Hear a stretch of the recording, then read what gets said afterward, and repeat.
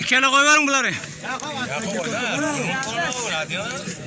İkimintiydi ahire ben ikiminde ya video alıp otun bolda ikiminde. He? Sondan yıkıldım. Geldi o akarak. Kalkın onu. İkelçilerin kov.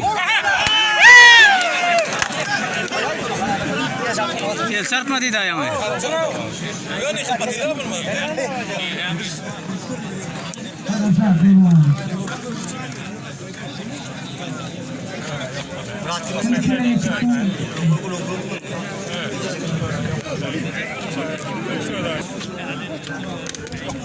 Kaç diye hadi.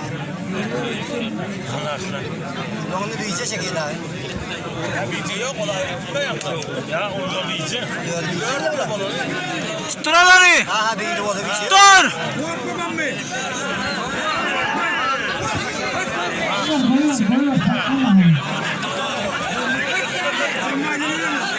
Aynen aynen. Bak bak. Geç kayta.